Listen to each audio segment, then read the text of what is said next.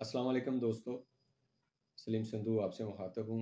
मेरा ये मैसेज तमाम लॉ गैड के मुतासरा दोस्तों के लिए है और जो न्यू अभी इनरोल होने जा रहे हैं दोस्त, लॉ गैड जो करना चाह रहे हैं, ये सब उन दोस्तों के लिए है। ऐसा है कि जैसे आपके इल्म में है कि फरवरी 2022, जुलाई 2022 और अक्टूबर 2022 के जो टेस्ट हुए, उनमें जो गलतियाँ पाई गई, हमने उसको आइडेंटिफाई किया, हमने उनको हाईलाइट किया और मुतलका हुकाम को जाके बताया। तो मुतलका हुकाम ने ख़ास तौर पे मैं एचईसी का ज़िक्र करूँगा कि उन्होंने इस पे इंटरिम रिलीफ देते हुए कुछ आपके मिस्टेक्स जो हैं मौके पे ही 3, 4 और 1, 3 लास्ट टाइम भी दी, तो ये दे दी। और इस तरह से इन्होंने ये मौके पे ये देकर बकाया मामला जो है वो इन्होंने रखा कि हम इसको देखेंगे और फिर इस पे फैसला करेंगे। जैसा कि दोस्तों आपको पता है पासिंग मार्क्स 50 हैं। तो हमारी डे 1 से डिमांड है कि जिस स्टूडेंट को 50% पे डिग्री मिली हुई है, उसको 50% उससे आप लॉग एड का टेस्ट लें। जिसको 45 पे मिली हुई है परसेंटेज पे, जिसकी डिग्री होती है जिन यूनिवर्सिटीज़ की, उनसे 45 पे लिया जाए। यानी कि अगर किसी के 60% मार्क्स आए भी हैं, लेकिन अगर उनकी यूनिवर्सिटी का क्राइटेरिया ये था कि 45 मार्क्स लो तो पास कर देंगे, तो इसलिए उसको 45 पे ही कर दिया जाए। क्योंकि जो असूल मसावात है वो यही है कि जब यूनिवर्सिटी आपको 45 पे डिग्री दे रही है, तो अब एचईसी आपसे 50 क्यों डिमांड कर रही है? एक तो हमारी ये ऑनरेबल जितने भी अदारे हैं उनके सामने ही हमने ये बात रखी। फिर इसी तरह इस वक़्त जो हमारी एप्लीकेशन है, वो रिव्यू में अब दोबारा जब उनके फ़ैसले हुए थे, तो हमने उस पे रिव्यू भी डाल दिया कि अभी हम इससे मुतमिन नहीं हैं, आप इसको रिव्यू करें और तमाम जितने भी पेपर हैं, उनको दोबारा से चेक करें, जिसके लिए मैंने 2 वीक्स वहीं पे गुज़ारे। और एचईसी के चेयरमैन साहब और ईटीसी के जो इंचार्ज चेयरमैन साहब हैं और इसी तरह बाकी जितने भी इसके मुतल्लिका हुकाम हैं, सबसे फ़र्दन फ़र्दन मुलाकातें की।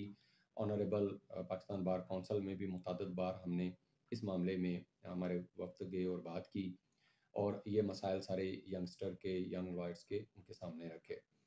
तो इसमें अभी यही है कि हमें जो इस वक़्त डेडलाइन मिली है, वो यही है कि चूँकि वो जो विंटर वेकेशंस हैं, वो कुछ आगे चली गई हैं, तो जिस वजह से मैक्सिमम ये 10 जनवरी तक इंशाअल्लाह पूरी उम्मीद है कि ये आप लोगों का जो भी रिव्यू पे फ़ैसला है, वो आ चुका होगा।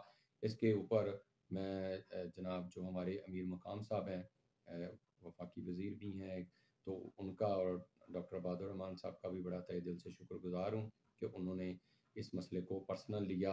सेनेट में भी उन्होंने हमारी हेल्प की, एचईसी में भी की और अभी तक वो कर रहे हैं और वो आपको अपने भाइयों की तरह समझते हैं और उन्होंने कहा कि इंसाफ होगा, किसी के साथ ज़्यादती नहीं होगी। और ये ज़्यादती है कि एचईसी पेपर सेट करती है और उसमें वो गलतियाँ होती हैं और फिर उनका एक भी मान जाना, तो ये उन्हीं पर ही क्वेश्चन मार्क है कि इस तरह से बना रहे हैं वो पेपर कि उसमें गलतियाँ आ रही हैं। और ये हमारी अल्हम्दुलिल्लाह जीत है कि वो खुद मान लेते हैं। ये सबसे बड़ी हमारी जीत है, जो इस बात की दलील है कि पेपर सही नहीं बन रहा। पेपर एक कॉम्पिटिटिव एग्ज़ाम्स की तरह से ये लिया जा रहा है। क्वालिटी चेक करने की एक उन्होंने एक मैकेनिज़्म बनाया और उस मैकेनिज़्म की, उस मशीन की अपनी क्वालिटी क्वेश्चन है। तो ये हम अल्हम्दुलिल्लाह उनको प्रूव करने में कामयाब हो चुके हैं, जिस पे अभी उन्होंने हमसे वादा किया कि आइंदा गलतियाँ नहीं होंगी। ये तो ख़ैर हस्बे मामूल हर दफ़ा वो वादा करते हैं और हर दफ़ा ही गलतियाँ भी करते हैं। आगे आते हैं इस वक़्त हमारे पाकिस्तान बार काउंसिल के ऑनरेबल मोअज़्ज़ज़ मेंबरान, अ, जिनमें मैं स्पेशली शुक्रगुज़ार हूँ तारिक अफरीदी साहब का। उन्होंने हमारे बड़े होने का सबूत दिया और प्रैक्टिकली वो इस वक़्त बड़ी एफ़र्ट कर रहे हैं, जिनके चांस ख़त्म हो गए हैं, 5 चांस। और अभी यही है कि 47, लेकिन हमारी डिमांड है 45 तक के जितने दोस्त हैं मुतासरा, उनको रिलीफ़ दिया जाए। क्योंकि इसमें हमारी बहुत बड़ी दलील ये है कि तमाम टेस्टों में गलतियाँ हैं और अगर तमाम टेस्टों में गलतियाँ हैं और अभी उसके डिसाइड नहीं कर रहे, तो एक इंटरिम रिलीफ़ दें, वन टाइम रिलीफ़ दें, ताकि ये दोस्त जिनके 5 चांस पूरे हो गए हैं, वो खुदकुशियों पर आ चुके हुए हैं। उन्होंने इस किस्म की पोस्टिंग कर रहे हैं कि जैसे उन्होंने कोई सुसाइड करना है और वो ज़िंदगी से तंग आए हुए हैं। तो ये हमारी यूथ किस तरफ जा रही है? ये हम सब के लिए लम्हा फ़िक्री है, जिस पे मैं ऑनरेबल पाकिस्तान बार काउंसिल के दीगर मेंबरान तमाम मेंबरान हमारे लिए बड़े मोहतरम हैं और तमाम इस कोशिश में है कि किसी के साथ कोई ज़्यादती ना हो, इंसाफ हो, और अगर ऐसी गलतियाँ कर रही हैं तो वो उसी के खाते में पड़ें, हमारे लॉ ग्रेड एस्पायरेंट्स के खाते में ना पड़ें। ये सब की एफर्ट है, कोशिश है, और इसमें उसामा मलिक साहब भी जो हैं वो भी बड़ा प्रैक्टिकली रोल अदा कर रहे हैं। क्योंकि इस वक्त दोस्तों ये किसी की फेवर नहीं हो रही, इसको इस तरह से इस कॉन्टेक्स्ट में ना लिया जाए कि ये पता नहीं स्टूडेंट की फेवर हो रही है। बात हो रही है गलतियों की, क्यों ऐसी गलतियां करी, वो गलतियां करेगी तो वो डेफिनेटली वो पे करेगी इसको। तो अब इस तरह से गलतियों में क्या होता है कि क्वालिटी क्वेश्चन होकर रह जाती है। इसका मतलब है जो गुजर गए हैं, मुमकिन तौर पे हो सकता है कि वो फिर क्वालिटी के मैयर्स तो पूरे ना कर पाए, उसकी जो फॉर्मेलिटीज हैं, जो उसका एसओपी है, वो तो ना पूरा हो सका। लिहाजा ये टेस्ट हमारी तो डे वन से डिमांड यही है कि ये उन्हीं को दिया जाए जिन जिनके लिए ये टेस्ट लिया जा रहा है, यानी ये ऑनरेबल बार खुद लें। बार काउंसिल्स इसी काम के लिए एक आईनी अदारा हैं, वो एम्पावर्ड हैं। कोई भी कॉमन लॉ या जजमेंट या कुछ भी इनके ऊपर नहीं आ सकती, क्योंकि कॉन्स्टिट्यूशन से ऊपर तो कोई चीज़ नहीं है ना दोस्तों। हमने तो आज तक यही पढ़ा सीखा।